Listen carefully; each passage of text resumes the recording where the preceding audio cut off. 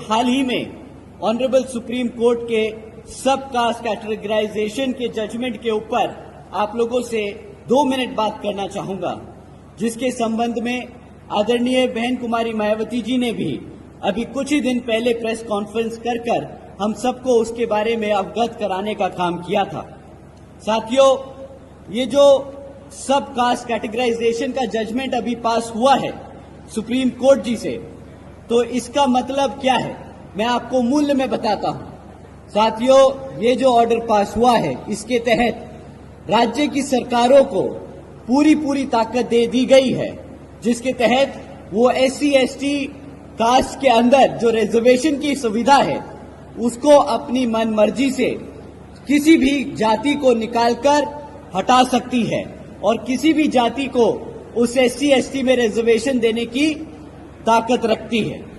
साथियों, जो ये रिजर्वेशन का मुद्दा है, ये बाबा साहब ने सिर्फ और सिर्फ हमारे राष्ट्रपति जी को और पार्लियामेंट को, हमारी पार्लियामेंट को छेड़खानी का दिया था। ताकत सिर्फ उन्हीं के पास थी कि इस सूची में किसको रिजर्वेशन दिया जाए और किसको ना दिया जाए, वो सिर्फ और सिर्फ पार्लियामेंट और राष्ट्रपति जी के पास था।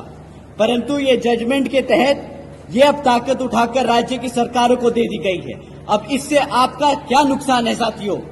इससे हमारे SC/ST भाइयों का ये नुकसान है कि अब राज्य की सरकारें अपने मन मुताबिक हमारे बीच में मनमुटाव पैदा करने के लिए एक जाति को रिजर्वेशन की फैसिलिटी देगी और दूसरी से छीन लेगी।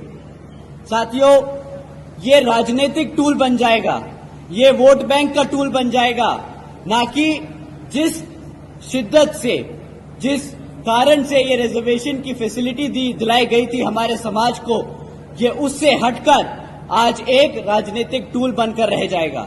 और साथियों, जैसा कि आदरणीय बहन जी ने कहा है कि ये समय के साथ हमारे सभी SC/ST जातियों को हटाकर आम जातियों में बांटने का काम करेंगे। तो साथियों, आपसे दरखास्त है कि इस मुद्दे पर आप लोग अपने समाज में, अपने घर गांव में जाकर बात करें और इसका, जैसा कि बहन जी ने खंडन किया है, आप लोग भी बड़े पैमाने पर खंडन करें। आप लोगों से दरख्वास्त है, जिस